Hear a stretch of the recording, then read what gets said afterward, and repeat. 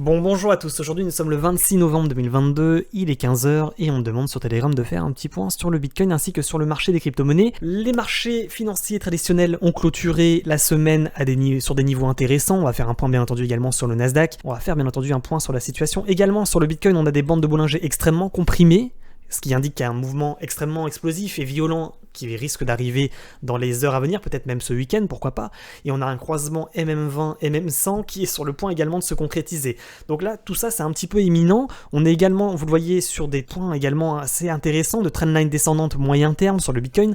Donc on va faire un point, bien entendu, sur le marché des crypto-monnaies et également sur le calendrier économique. On va débuter directement par ce calendrier économique entre le 28 novembre et le 2 décembre 2022, donc de la semaine prochaine. Différents éléments qui pourraient impacter de manière violente les cours, avec directement mardi à 16 h l'indice de confiance aux États-Unis qui va tomber, mercredi à 11 h l'indice des prix à la consommation en Europe, suivi mercredi à 14 h 30 du PIB, de l'enquête Joltes sur l'emploi ainsi que la balance commerciale aux États-Unis. Jeudi, 14 h 30, l'indice PCE, également PMI, il me semble, ainsi que les inscriptions au chômage. Vendredi, 14 h 30, point sur les salaires, les postes et le chômage. Et vendredi, à 15 h 30, on terminera la semaine par un discours de Madame Lagarde, présidente de la BCE. Donc tout ça, effectivement, ça pourrait impacter de manière violente les cours. Comme d'habitude, je vous ai fait le point directement sur Twitter. N'hésitez pas à nous rejoindre sur Twitter. Vous êtes les bienvenus si vous voulez avoir effectivement les infos. Donc méfiance si vous tradez à ces horaires. Ces annonces pourraient effectivement faire bouger les cours de manière importante. On débute cette vidéo avec également le rappel, n'oubliez pas de liker la vidéo, de vous abonner et de mettre également un petit commentaire pour le référencement, ça fait toujours plaisir. Vous le voyez, actuellement sur le Bitcoin, on a cassé une trendline descendante ici pour entrer en tendance latérale entre deux niveaux.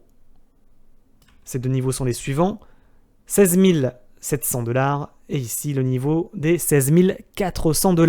Ça c'est pour la vue journée. Donc cassure de trendline, objectif normalement la trendline suivante. Trendline suivante que vous voyez ici, à peu près située à 17 000 $ environ.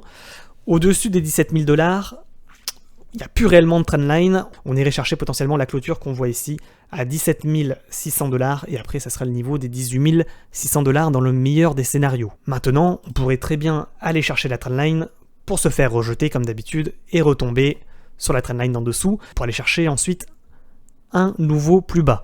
Donc ça c'est pas à négliger non plus, c'est assez fréquent, attention à ce scénario de petit pump pour aller chercher la trendline à 16 800, 17 000 $ pour mieux retomber sur la trendline suivante, ça serait effectivement le scénario catastrophe. Concernant maintenant la vue 4 heures sur le Bitcoin, on a un cours qui est plutôt comprimé au niveau des bandes de Bollinger, on a une MM100 qui descend, et vous le voyez, on essaie de la toucher là, avec le petit croisement. Je vous rappelle, quand on fait un croisement MM20, MM100 en 4 heures et qu'on arrive finalement à breaker la bande haute de Bollinger derrière, c'est un signal extrêmement bullish. Donc c'est pas impossible qu'on ait une explosion haussière pour aller chercher la trendline descendante suivante, voire le niveau de résistance suivant à 17 000 $. Ou en tous les cas entre les niveaux des 16 900 et 17 000 $. Mais attention à ce scénario. Si on doit pump suite à ce croisement pour se faire rejeter au niveau effectivement de ces résistances, soit descendantes, soit horizontales, attention à ce qu'on ne fasse pas un mouvement comme ça. C'est également une possibilité à ne pas négliger. Ça serait un petit pump de finalement 2% environ, pour mieux retomber derrière, se faire rejeter et retomber derrière de 7%. Donc ça, c'est un scénario qu'il ne faudrait pas négliger et qui finalement serait un piège acheteur pour mieux aller chercher la liquidité ici, pour mieux retomber ensuite. Donc attention, seule une cassure, selon moi, des 17 000 $, cassure confirmée de ce niveau, serait un signal plutôt bullish, en vue journée et pas en vue 4 heures. Entre le niveau finalement des 16 700 $ et le niveau des 17 000 $, c'est la zone d'incertitude, c'est la zone de rejet. Attention à ne pas se prendre un faux départ de fusée pour mieux retomber. Également au niveau du range, donc on répète, deux niveaux, 16 700 $, haut de range, qu'il faut réussir à casser pour aller chercher la trendline descendante, voire les 17 000 $. Si on casse les 17 000, objectif 17 600 $. Par contre, si rejet ou cassure, réintégration du niveau ici des 16 700 $, objectif bas de range à ne pas casser situé à 16 400 $. Si on casse ce niveau, il pourrait y avoir un dump important, un crash important pour aller chercher, vous le voyez ici, la trendline suivante. C'est à la fois le niveau de support à 16 100 $ environ, mais également la trendline descendante que l'on voit ici.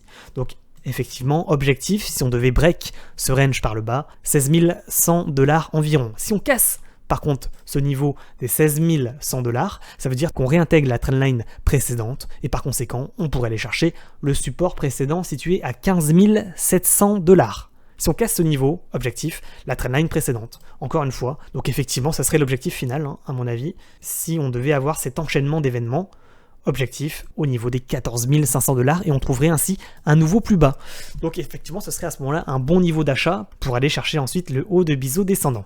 Donc à court terme, bon niveau de short sur la trendline descendante, à peu près à 16 800 $ environ, pour aller chercher le niveau de support que l'on voit ici à 15 700 et si on réintègre effectivement la trendline descendante. Donc là, il y a un beau petit trade à prendre en short entre ces deux niveaux pour aller chercher environ un mouvement de 15%. Ceci n'est pas un conseil en investissement. Si vous avez des questions, vous me les posez comme d'habitude en commentaire. Donc selon moi, actuellement, on est en tendance latérale. Finalement, pour le week-end, les marchés financiers traditionnels sont fermés, donc il n'est pas impossible qu'on reste dans cette tendance latérale tout le week-end. Entre 16 400 $ et ici les 16 700 $. Attention à une fake cassure pour aller chercher la trendline descendante pour mieux dump derrière. Et également attention à une cassure du bas de range pour aller chercher ce niveau de support à 16 100 pour mieux effectivement réintégrer ensuite le range. Donc pas impossible qu'on ait des fake pump, fake drop pour finalement rester en tendance latérale entre ces différents niveaux. Donc finalement on est là-dedans. D'accord ? Seule une cassure des 17 000 $ serait réellement un signal bullish. Et à contrario, seule une cassure des 16 000 $ serait un signal vraiment bearish. Maintenant, je vous le rappelle, on est en week-end, par conséquent, il n'est pas impossible qu'on reste en tendance latérale sans prise de direction franche, finalement. Ça nous est confirmé par le Nasdaq. Nasdaq, on clôture sur un niveau pivot, et ça, c'est important. Ça, c'est réellement important. Les amis, on est sur une trendline descendante moyen-long terme, ici. Pour le moment, pas de breakout du biseau d'élargissement descendant. Pas de breakout confirmé. Seule une cassure des 12 100 points serait un élément extrêmement bullish. Pour le moment, il y a rejet. Pour le moment, on est toujours en tendance baissière sur le Nasdaq. On n'a pas cassé le biseau d'élargissement descendant par le haut. Et c'est pas impossible que finalement, actuellement, on soit sur un rejet. C'est ce dont on avait parlé sur Twitch qui est en train de se former. Un Nasdaq qui se trouve en haut de biseau d'élargissement descendant, qui n'arrive pas à le breakout, et qui pour le moment nous confirme qu'actuellement il y a une sorte de canal ascendant, voire drapeau ascendant. Donc attention à ce scénario de premier top. Deuxième top en haut de canal, rejet, cassure du milieu de canal, on va chercher le bas de canal qui correspond à un drapeau, on casse le drapeau par le bas et on dump. Ça c'est le scénario extrêmement bearish, mais qu'il ne faudrait pas négliger, parce que là ça ressemble à un drapeau, mouvement entrant baissier, drapeau, double top, on va chercher le bas de drapeau, on casse, on crash. Attention à ce scénario pessimiste, mais chartistement qui est tout à fait possible. Pour invalider ce scénario, il faudrait casser le canal, le drapeau par le haut. Cassure de ce niveau des 12 200 points serait un signal bullish, parce qu'on casserait un biseau d'élargissement descendant par le haut. Et là, effectivement, on aura un signal d'achat important. Donc, conclusion sur Nasdaq, tant qu'on n'a pas breakout le niveau des 12 200 points, il n'y a pas de signal d'achat important, il n'y a pas de retournement de tendance sur le Nasdaq. Et à contrario, attention, parce que là, on est sur un niveau de short, c'est pas improbable que là, les traders, paf, ils prennent cette opportunité pour short et aller chercher le bas de canal, voire casser le bas de canal ensuite. Donc attention, actuellement sur le Nasdaq, ça pourrait effectivement nous emporter le Bitcoin et l'ensemble des crypto-monnaies. Vous le savez, si le Bitcoin est emporté, tout risque de crash. Donc bien entendu, ça dépendra comme d'habitude des annonces qui sont faites aux jours et aux horaires que je vous ai partagés en début de vidéo. Ça pourrait effectivement changer la donne de manière importante. Donc je vous invite à surveiller ces annonces économiques qui pourraient donner la direction du marché. Pour le moment, on répète, on est toujours en tendance baissière sur le Nasdaq et sur le Bitcoin, pas de retournement de tendance pour le moment, malheureusement. Sur Capstable, la capitalisation des stablecoins, vous le voyez pour le moment, il y a rejet en haut de range, donc c'est pas impossible qu'on aille rechercher le bas de range. Également une trendline intéressante à surveiller, celle-là. Tac. Que je vais vous mettre en jaune. Tac. Par conséquent, si on casse ce niveau, on sera à l'achat sur le Bitcoin et sur les cryptos. D'accord ? On cassera une trendline, on ira chercher le bas de range à 11,3%. Donc effectivement, là on aura un signal d'achat. Pour le moment, on est le cul entre deux chaises. Le risque, c'est quoi ? C'est ça. C'est une cassure de la bande haute de Bollinger et un rebond sur trendline ascendante pour pump. Et là, on a un risque de crash sur le Bitcoin d'environ 15% encore une fois. Niveau pivot à peu près situé à 14% à mon avis sur Capstable. Je vous souhaite bien entendu un excellent week-end. On se rejoint comme d'habitude sur Twitch et sur Telegram. Donc je vous rappelle, on fait des points quotidiens sur Telegram, n'hésitez pas à nous rejoindre. Les amis, n'oubliez pas de liker la vidéo, de vous abonner. Je vous souhaite un excellent week-end et je vous dis à bientôt sur Twitch, sur Telegram et sur YouTube. Ciao ciao.